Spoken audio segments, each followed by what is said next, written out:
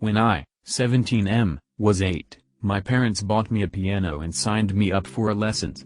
I was super excited because I love music. Over time I kind of became known as the piano guy at school. I play at school concerts, accompany the school jazz choir, and play once a week for the residents at a couple of retirement homes in our town. When I was 15, I started to talk about quitting lessons, and my parents quickly tried to guilt me out of it. I told them I wanted to try other things, and that between piano and studying, I didn't have much time left for other extracurriculars. My dad proposed a deal. If I kept playing and taking lessons until I reached level 10 RCM, Royal Conservatory of Music, and continued to keep my grades up at school, he would buy me a new car of my choice. I jumped at it and we shook hands on the deal. I should explain that my family is well off financially. I have a very privileged life, but I wouldn't say I've been spoiled. If I ever want a luxury item like a new phone or game console, I have to buy it myself with money I've saved from summer and after-school jobs. I should also explain that my dad's big on loopholes. When we compete, he always finds a way to win, and when I do it doesn't count because of some loophole. It drives me nuts, but he thinks it's hilarious. Whenever I complain about him not playing fair, his answer is always the same: life isn't fair. So, because of our deal, I kept up with my lessons. I spent about 1-2 hours a day on piano, while keeping my grades up. Last summer, I took my level 9 RCM exams and passed, fulfilling my part of the deal.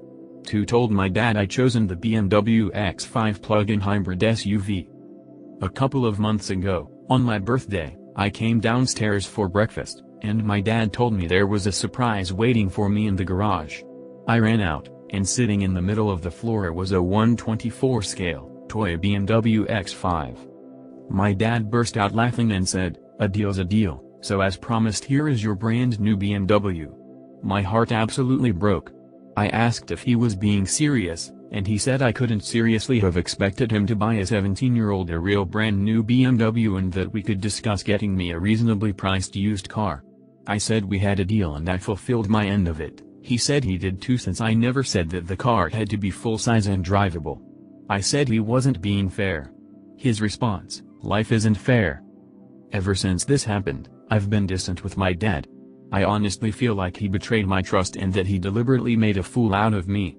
He keeps bringing up the idea of a used car, but I told him I'm not interested, which I admit is kind of petty. I have enough money saved that I can buy a cheap used car myself, and I just feel like if I accept one from him now it's like saying that breaking his promise didn't matter and that he didn't do anything wrong. Ada? Sis is 28. I'm 26. My sis has always had a strange relationship with our parents, especially my mom. I am clearly not privy to the reasons because things are fine with me and my parents. When N went to college he met her creative writing professor as a freshman and they got close immediately. They would do a lot together and worked closely on a few different writing projects. N never specifically said this, but it was obvious to anyone who saw them interact that they had a substitute mother-daughter type relationship. Which hurt my mom a lot to see. I always thought she'd grow out of it or that the professor would move on, but 10 years later they were still very close. About a month ago the professor died unexpectedly and it devastated N. She was really depressed over the holidays, which of course was all in front of my mom and was a difficult reminder that N loved the professor as a mother way more than she ever loved my mom as a mother. She still talks to my parents and stuff and they don't fight or anything, but N is very distant and doesn't tell them anything about her life beyond the bare minimum. My mom tried to comfort N, but N was doing her distant thing and didn't want comfort. Something unfortunate that happened to N is that when she got the call that she died, she was brewing tea and in the shock of the news she spilled boiling water on her arm, which burned her kinda badly on her wrist. I think the burn was like on the borderline of 2nd and 3rd degree, and definitely still looked pretty rough during the holidays. N said it was especially hard because in addition to the physical pain, every time she looks at it she is reminded of the moment she found out the professor died. Which I totally get. I was on FaceTime with N and she said she talked to her tattoo artist friend who said that the burn should be able to heal well enough to get a tattoo over it. And then excitedly told me about her idea, which is a type of flower that the professor gave her a bouquet of for her undergrad graduation.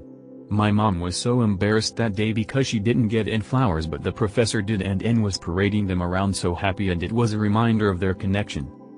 I guess N and the professor exchanged these flowers for every special occasion like birthdays etc.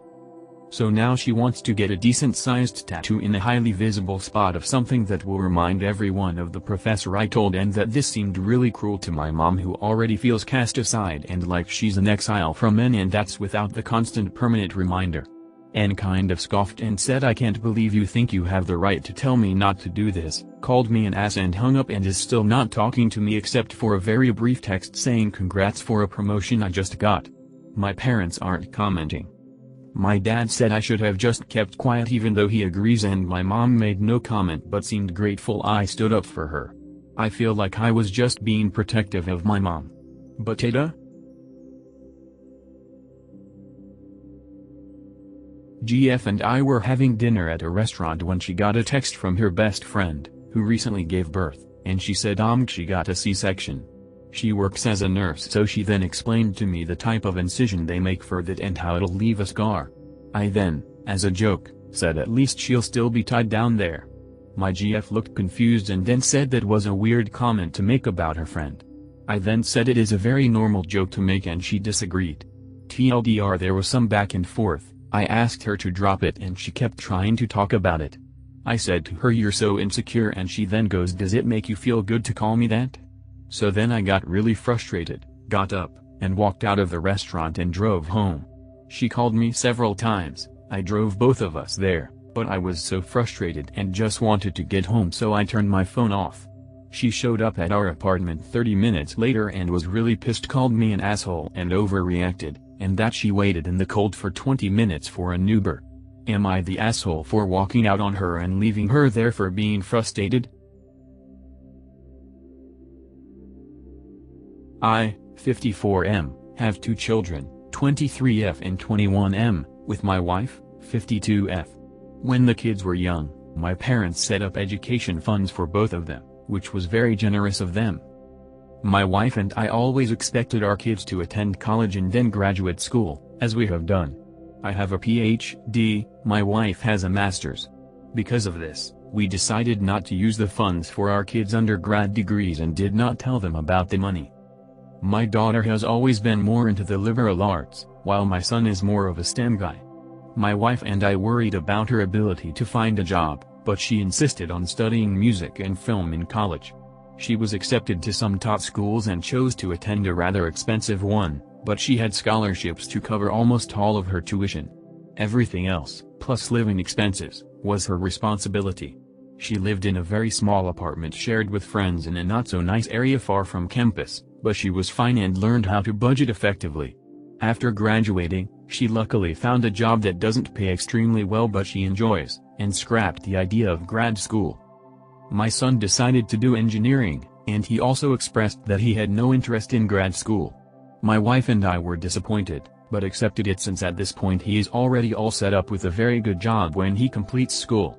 Since he did not receive as many scholarships as his sister, we decided to use his education fund to cover his tuition and living expenses. He was able to get a large and nice apartment of his own close to the school, which is important since his classes are so demanding and he needs a comfortable space to work.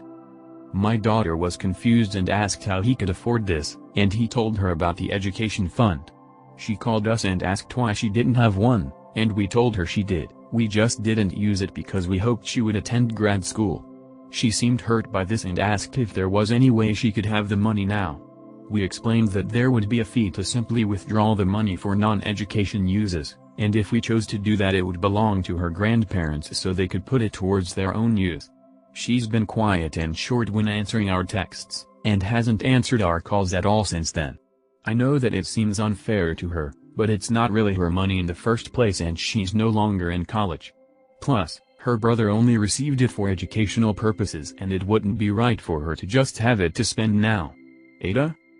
Update: I understand the consensus is that my wife and I are the I texted my daughter to ask if she wanted us to withdraw the money for her, what she wanted to do.